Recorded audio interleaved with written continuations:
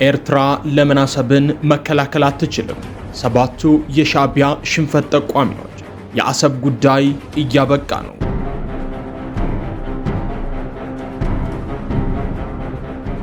ኢትዮጵያ ከቅርብ ዓመታት ወዲህ ማለትም ከ2023 እስከ 2025 ባለው ጊዜ ውስጥ በተደጋጋሚ የቀይ ባህርና የአሰብ ጉዳይን በውይይትና በንግግር እንዲሁም በዲፕሎማሲ ለመፍታት ስትሞክር የቆየች ሲሆን ጥያቄዋም በመብትና በታሪክ ላይ መሰረት ያደረገ ነበር።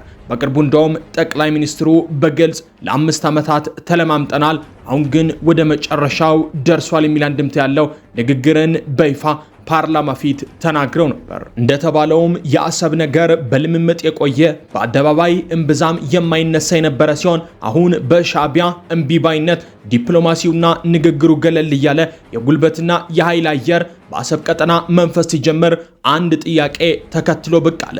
እሱም እውነት ነገሩ አፍጥጦ ቢመጣና እውነት ሆኖ ጦርነትና ግጭት ቢከሰት ኤርትራ በእርግጥ አሰብን መከላከል ትችላለች ወይ የሚል። በጂኦግራፊ፣ በሎጂስቲክስ፣ በወታደራዊ አሰላለፍና በታሪካዊ ልምዶች ላይ ተመስርቶ የዚህ ጥያቄ ምላሽ በኢሳያስ ብሎም በሻዕቢያ ሰዎች የሚወደድ አይደለም። ምክንያቱም ኤርትራ ፈጽሞ የውጭ ሀገር ጣልቃ ገብነትና ድጋፍ ካላገኘች በጭራሽ የኢትዮጵያን ጦር መቋቋምና አሰብን ብሎም አስመራን ለረጅም ጊዜ መከላከል አትችልምና እውነታው ይሄ ነው።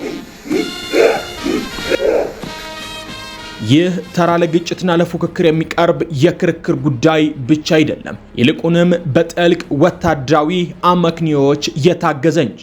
በዚህም ኤርትራ በአሰብ ጉዳይ በአሰብ ግንባር የምትንበረከክባቸው 7 አመክንዮአዊ እውነታዎች አሉ ሲሆን እነዚህ 7 እውነቶች በሰሞንኛ አንድ በአንድ ይዳሰሳሉ። በቆይታችን የሻዕቢያ ጦር እንዴት ይሸነፋል? በምንስ ይበለጣል? የኢትዮጵያ ጦር ምን ወታደራዊ አድቫንቴጅ ሳለው? ጥንቅቅ ያለ ወታደራዊ ጥንቅር ትሰማላችሁ። እስከ መጨረሻው አብራችሁን ቆዩ። ንግዴን የት ልከውን የትስ ቤት ላገኝ ብለው ተጨንቀዋል? አኮያ ፕሮፐርቲስ በአስገራሚ ስፍራ በአነጋጋሪ የዋጋ አማራጭ ይዞሎት መጥቷል። በዘመነችው 4 ኪሎ የዘመነ የገበያ ማዕከል 30 በመቶ ብቻ ቅድሚያ ክፍያ በመፈጸም በ18 ወራት ውስጥ ሱቆን ተረክበው የንግድ ስራዎትን ማሳለጥ ይችላሉ። ከገበያ ማዕከሉ በዘመናዊ ስክሪኖች ነፃ ማስታወቂያ፣ የኤሌክትሪክ መኪና ቻርጂንግ ቦታ፣ በቂ የመኪና ማቆሚያና የ24 ሰዓት የጥበቃ አገልግሎት ያገኛሉ። 19 ካሬ በ1,767,000 ብር ቅድሚያ ክፍያ፣ 25 ካሬ በ2,325,000 ብር እንዲሁም 34 ካሬ በ3,162,000 ብር ቅድሚያ ክፍያ ብቻ።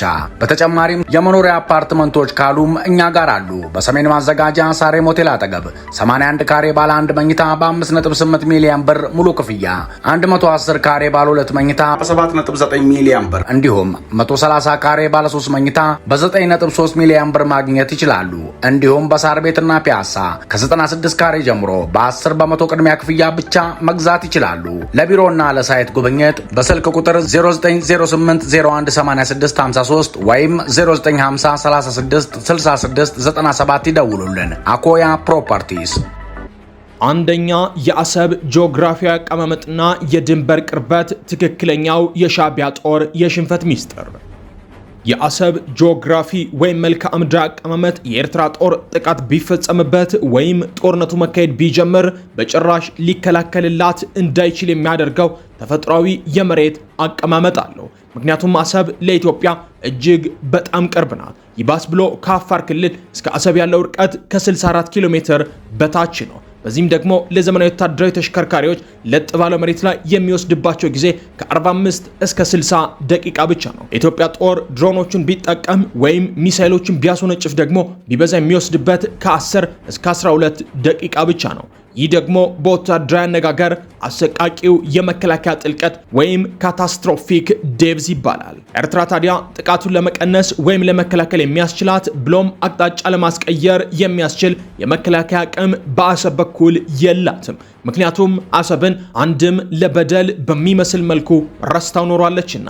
ስለዚህ አሰብ ለኢትዮጵያ ቅርብ በመሆኗ ጥቃቱን እጅግ ከባድና አውዳሚ ያደርገዋል። ይሄም የኤርትራ ጦር በአሰብ ግንባር አንደኛው ሽንፈቱን የሚከናነብበትም ይሆናል። ቅርበቱን ለማነጻጸር ብንሞክር ቴልአቪቭ ከጋዛ ያላት ርቀት 70 ኪሎ ሜትር ሲሆን ሰሜን ኮሪያ እስከ ደቡብ ኮሪያዋ ሲኦል ያላት ርቀት ደግሞ 50 ኪሎ ሜትር ብቻ ነው። በጠቅላላው ደግሞ ጥንቅቅ ያለ መከላከያ የሌላቸው ሀገሮች ሁሌም ከፍተኛ ስልታዊ ጫና ይገጥማቸዋል። አሰብ ከኢትዮጵያ ድንበር በጣም ተጠግታ መገኘቷ ደግሞ ለኤርትራ ጦር ከፍተኛ ስጋትን ይሰጠዋል።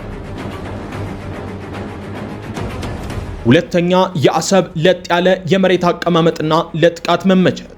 እንደዚህ አይነት አሰብን የመሰሉ ወይም ደግሞ የአፋር ክልል መሬት የመሰሉ ለጥ ያሉ በረሃማ መሬቶች ለማጥቃት ህልም፣ ለመከላከል ደግሞ ቅዠት ናቸው። በዚህ የጦርነት ሁኔታ ደግሞ በከፍተኛ ሁኔታ የዘመንና የታጠቀ ኃይል ያለው ጦር ነው ሊያሸንፍ የሚችለው። በዚህ ደግሞ የኢትዮጵያ ጦር የተመሰከረለት ነው። የአሰብ ቀጠና እንደ ኤርትራ ሌሎች ስፍራዎች ሁሉ ሙሉ በሙሉ ተራራማ አይደለም። የአሰብ መሬት በባህሪው ጠፍጣፋ በረሃማ መሬት የሆነ አነስተኛ ተክሎች ብቻ ያሉበት፣ ገደላማ ቦታዎች ፈጽሞ የሌሉበት፣ ቀጥተኛና ሰፊ መተላለፊያዎች ያሉ ሲሆን ከ20 እስከ 30 ኪሎ ሜትር በቀጥታ ማየት የሚያስችል እጅግ በጣም ለጥ ያለ ሜዳ ነው። በዚህም ደግሞ ዘመናዊ የጦር ክፍሎች ወይም የዘመን መካናይዝድና አየር ኃይል ያለው የኢትዮጵያ ጦር ከፍተኛ ጥቃት ማድረስ ይችላል። የጦር የበላይነቱንም ይቆጣጠራል። ታንኮችንና ሚሳኤሎችን የታጠቁ ተሽከርካሪዎች በቀላሉ ወደ ጦር ግንባሩ ይተላለፋሉ።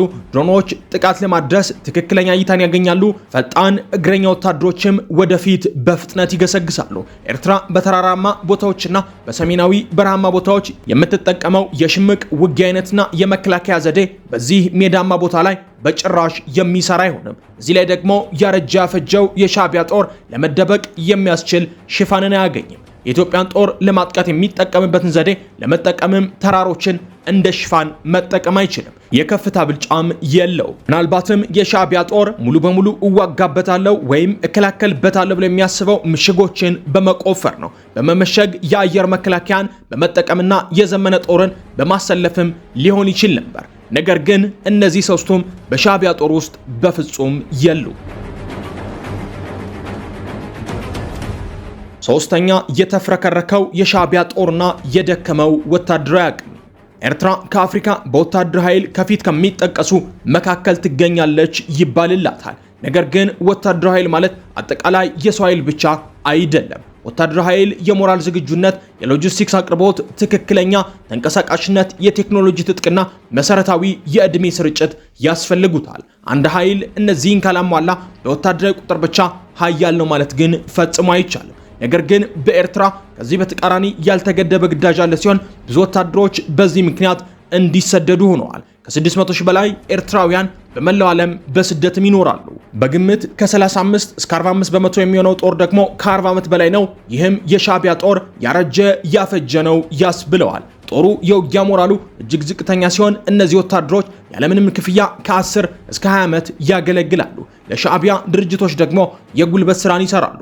ወታደራዊ ሊቆቻቸውም ተሰደው በሌሎች ዓለሞች ተሰደው እየኖሩ ነው። ከዚህ በተጨማሪ ወሳኝ የሚባሉት የኤርትራ ጦር የሚገኝባቸው ቦታዎች ማለትም ሳዋ፣ አፋቤት፣ ናቅፋና ከረን አሰብ ካለችበት እጅግ ሩቅ ቦታ ላይ የሚገኙ ቦታዎች ናቸው። ስለዚህ ደግሞ የሎጂስቲክስ እና ወታደራዊ ቅርበት ቶሎ ማግኘት አይችልም። ከዚህ በተጨማሪ ውስን የዘመናዊ መሳሪያ ትጥቅ አቅም ያለው ሲሆን የሻዕቢያ ጦር ከቲ54 እና ቲ55 ታንኮች ውጪ አልታጠቀም። በእርግጥ በአፍሪካ ብዙ ወታደራዊ ታንኮች ያለው ጦር የኤርትራ ጦር ነው። ነገር ግን በዚህ ጊዜ ድሮኖች በተሰማሩበት፣ ፈጣን ጀቶች ሰማይ ላይ በሚፈነጩበት ወቅት ታንክን ተመክቶ ወደ ጦርነት መግባት ኪሳራው ብዙ ይሆናል ይላሉ የዘርፉ ባለሙያዎች። ከዚህ በተጨማሪ የሻዕቢያ ጦር የአየር ኃይሉ በበቂ ሰራተኞች ያልተሟላ ሲሆን አገሪቱ ለዘመናት ከዓለም ዲፕሎማሲ ተገላ ስለቆየች ጦሯ በእጅጉ ያልዘመንና ኋላ ቀር ነው። ታዲያ ኢትዮጵያ ሁለት ዘመናዊ ጦር ክፍሎችን ብቻ ወደ አሰብ ብታንቀሳቀስና ወደ ጦርነቱ ብታስገባ ኤርትራ ከሌሎች ክልሎች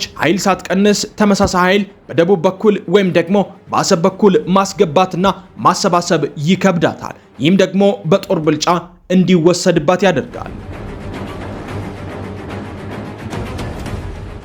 አራተኛ፣ አሰብን ያገለለው የኤርትራ ጦርና የሎጂስቲክስ እጥረት። አብዛኛው የኤርትራ ወታደራዊ ኃይል የተሰበሰበው በአስመራ ክልል ውስጥ ብሎም ደግሞ በሳዋ ማሰልጠኛና መከላከያ ግቢ እንዲሁም በከረንና ናቅፋ ምሽጎች ብቻ ነው። አሰብ ግን በተቃራኒው በሩቁ የደቡብ ቀጠና ተነጥላ የምትገኝ ሲሆን ከአስመራ ወደ አሰብ ያለው ርቀት በመንገድ 530 ኪሎ ሜትር፣ በመኪና ደግሞ የሚወስደው ከ8 እስከ 10 ሰዓታት ሲሆን የአቅርቦት መስመሮች ወይም ሎጂስቲክሶች እጅግ ጠባብ በሆኑ መተላለፊያዎች በኩል ያልፋሉ። አንድ የኢትዮጵያ የጥቃት ማዕከል ደግሞ የአሰብን ወይም የአስመራ መንገድ በመቁረጥ የማጠናከሪያ ኃይልን ወይም ደግሞ ሎጂስቲክስን ማገድ ይችላል። ይህ ደግሞ ለሻዕቢያ ጦር ከፍተኛ ሽንፈትን ያከናንበዋል። አንድ ስልታዊ የጦር ግንባር ከወታደራዊ ማዕከል ርቆ የተፎካካሪ ወታደራዊ ኃይል ደግሞ በጣም ቀርቦ መገኘቱ ለጥቃት በደንብ የተጋለጠ ያደርገዋል። ለሽንፈትም ጦሩን የሚያቀርበው ይሆናል። አምስተኛ የተባበሩት አረብ ኤሚሬቶች መከላከያ ከአሰብ መውጣትና የኤርትራ ጦር መጋለጥ። ከ2015 እስከ 2021 ዓ.ም አሰብ የተባበሩት አረብ ኤሚሬቶች ድሮኖችን ማለትም ዊንግሎንግ ድሮኖችን፣ የአየር መከላከያ ክፍሎችን፣ የክትትል ዘመናዊ ራዳሮችን፣ እልፍ ታጣቂ ተሽከርካሪዎችንና ለቁጥር የሚያዳግቱ የሎጂስቲክስ መሰረተ ልማቶችን ከተባበሩት አረብ ኤሚሬቶች በመቀበል ታገኝ ነበር። እነዚህ የዩናይትድ አረብ ኤሚሬት መሳሪያዎች ደግሞ ለዘመናት የአሰብ ጠባቂ ነበሩ። በቀጠናው ስጋቶች ላይም ዝምተኛ ግን ኃይለኛ መከላከያ ሆነውም ያገለግሉ ነበር። ነገር ግን የአስመራው መንግስት ከኤሚሬቶች ጋር ከተቃቃረና ከሳውዲ ጋር ከተሻረከ በኋላ የክትትል ስርዓቱ ሙሉ በሙሉ ፈርሷል። የአረብ ኤሚሬትም መሰረተ ልማቷን በሙሉ ጠቅልላ ይዘወታለች። የድሮና የሚሳኤል መከላከያው አሁን በቦታው የለም። በዚህም አሰብ ባዶዋን ቀርታለች። ምንም አይነት የመከላከያ ስርዓት ማግኘት አትችልም። ስለዚህ አሰብ ከ1990ዎቹ ወዲህ ያለምንም ጥበቃ ብቻዋን የቀረች ክልል ሆናለች። እዚህ ላይ ማንሳት የሚቻለው የኤርትራ ፕሬዝዳንት ኢሳያስ አፈወርቂ ከቅርብ ጊዜ ወዲህ በአመት 2-3 መመላለስ ጀመሩ እንጂ አሰብን ለ3ም ለ4 ዓመታትም ጎብኝተዋት የማያውቁ ቀጠና ነበረች። ለዛም ነው የአሰብ አፋሮች እኛ የተረሳነን እኛ የተበደልነን እያሉ በተደጋጋሚ ወደ ትጥቅ ትግል እየገቡ ያሉት። ስድስተኛ የኢትዮጵያ ላቀ ቁጥር አድቫንቴጅ እና ወታደራዊ ብቃት። ከህዝብ ብዛት ቁጥር አንጻር ኢትዮጵያ 130 ሚሊዮን፣ ኤርትራ ደግሞ 3.7 ሚሊዮን ህዝብ ያላቸው ሁለት የአፍሪካ ቀንድ ተገዳዳሪ ሀገራት ናቸው።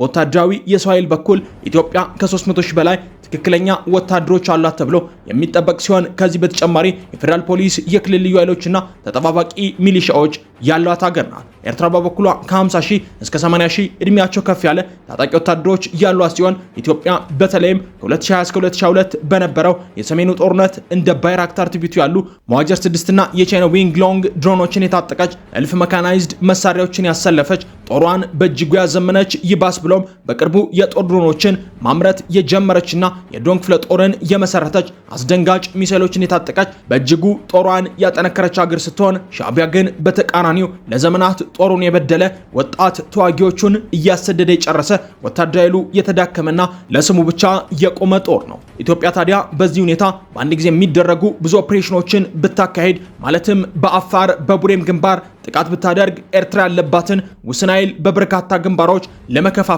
ትገደዳለች። በዚህም የጦርነቱ ዕድሜ አጭር ይሆናል ማለት ነው። ሰባተኛ የጦርነት ታሪካዊ ልምድና የአሰብ መጨረሻ። አሰብ ሁሌም በቀላሉ የምትጠቃ ነጥብ ነበረች። በተለይም ከ1991 እስከ 1992 ድረስ በቆየው በኢትዮ ኤርትራ ጦርነት ወቅት ኢትዮጵያ ትኩረት ያደረገችው በባድመ፣ ጾሮናና ዛላንበሳ እንዲሁም በተወሰነ መልኩ ቡሬ ላይ ነበር። በፍጹም ግን አሰብ ላይ ትኩረቱ አልነበረም። ምክንያቱም ሁለቱም ወገኖች አሰብ በጣም የተጋለጠች በመሆኗ እዚያ መዋጋት ሙሉ በሙሉ በሚባል ደረጃ ግጭትና የውጭ ጣልቃ ገብነትን ሊያስከትል እንደሚችል ያውቁ ነበርና። ምክንያቱም አሰብ ያለችበት ክልል የዓለም 1/3 ንግድ የሚተላለፍበት እልፍ ሀያላኑ ሀገሮች በትኩረት የሚመለከቱትና ምንም አይነት ጦርነት እንዲፈጠር የማይፈልጉበት ቦታ ስለነበረ ነው። የወታደራዊ ዕቅድ አውጪዎች ይህንን ያውቁ ስለነበር አሰብ ከተጠቃች በፍጥነት ልትወድቅ ትችላለች፣ ቀጠናውን ደግሞ የሽብርተኝነት መናኸሪያ ይሆናል ተብሎ ስለሚታሰብ ጦርነቱ ከዛ እንዲርቅ ተደርጎ ነበር። በእርግጥ አሁንም ይህ ሁኔታ አልተለወጠም፣ ግን አስገዳጁ ነገር እየመጣ ስለሆነ ነገሩ የሚቀር አይመስልም። በጠቅላላው የኤርትራ መከላከያ አቅም እየቀነሰ የኢትዮጵያ ደግሞ እያደገ በመምጣቱ በዛ ክልል ላይ ምንም አይነት ጦርነት ቢፈጠር ማን የኃይል ብልጫው ሊወስድ እንደሚችል የታወቀ ነው። አሰብ ለኢትዮጵያ እጅግ በጣም ቅርብ፣ እጅግ በጣም የተጋለጠችና በጣም የተነጠለች የወደብ ክልል ስትሆን የአሰብ ችግርና የሻዕቢያ የሽንፈት ሚስጥር በ6 እውነቶች ሊጠቃለል ይችላል። አሰብ ለኢትዮጵያ በጣም ቅርብ ናት። ጠፍጣፋ መሬት ላይ የምትገኝ በመሆኗ በጣም የተጋለጠች ናት። ከኤርትራ ወታደራዊ ማዕከል በጣም ሩቅ ናት። ሻዕቢያ በስደትና በእድሜ የተዳከመ ወታደራዊ ኃይል ላይ ጥገኛ ነው። አሰብ ያለ መሬቶች የደህንነት ሽፋን በጣም ደካማና የተነጠለች ናት። ለማንኛውም ወገን ስልታዊም ጠቀሜታ አላት። በጠቅላላ በአሰብ እነዚህን አንኳር ነገሮች ተደማምረው ነገሩን አስፈሪና የሚጠበቅ አድርገውታል። ከሁሉም ኢትዮጵያ የሰጠችው የሰላምና ዲፕሎማሲ ድል ከሻዕቢያ ግትርነት በእጅጉ የሚበልጥ ነበር። ምክንያቱም ጦርነቱ በራሱ አሰብ ላይ የሚቆም ላይሆን ይችላልና። የተወደዳችሁ የሰሞንኛ ቤተሰቦች የዛሬው ጥንቅራችን የኔን ይመስል ነበር። አብራችሁን ስለቆያችሁ ምስጋናችን ከልብ ነው። ሰብስክራይብ በማድረግ ቤተሰቡን ሰናይ ጊዜ። ንግዴን የት ልከውን የትስ ቤት ላገኝ ብለው ተጨንቀዋል? አኮያ ፕሮፐርቲስ በአስገራሚ ስፍራ በአነጋጋሪ የዋጋ አማራጭ ይዞሎት መጥቷል። በዘመነችው 4 ኪሎ የዘመነ የገበያ ማዕከል 30 በመቶ ብቻ ቅድሚያ ክፍያ በመፈጸም በ18 ወራት ውስጥ ሱቆን ተረክበው የንግድ ስራዎትን ማሳለጥ ይችላሉ። ከገበያ ማዕከሉ በዘመናዊ ስክሪኖች፣ ነፃ ማስታወቂያ፣ የኤሌክትሪክ መኪና ቻርጂንግ ቦታ፣ በቂ የመኪና ማቆሚያና የ24 ሰዓት የጥበቃ አገልግሎት ያገኛሉ። 19 ካሬ በ1,767,000 ብር ቅድሚያ ክፍያ፣ 25 ካሬ በ2,325,000 ብር እንዲሁም 34 ካሬ በ3,162,000 ብር ቅድሚያ ክፍያ ብቻ። በተጨማሪም የመኖሪያ አፓርትመንቶች ካሉም እኛ ጋር አሉ። በሰሜን ማዘጋጃ ሳሬም ሆቴል አጠገብ 81 ካሬ ባለ 1 መኝታ በ5.8 ሚሊዮን ብር ሙሉ ክፍያ፣ 110 ካሬ ባለ 2 መኝታ በ7.9 ሚሊዮን ብር እንዲሁም 130 ካሬ ባለ 3 መኝታ በ9.3 ሚሊዮን ብር ማግኘት ይችላሉ። እንዲሁም በሳር ቤትና ፒያሳ ከ96 ካሬ ጀምሮ በ10 በመቶ ቅድሚያ ክፍያ ብቻ መግዛት ይችላሉ። ለቢሮና ለሳይት ጉብኝት በስልክ ቁጥር 0908018653 ወይም 0950366697 ይደውሉልን። አኮያ ፕሮፐርቲስ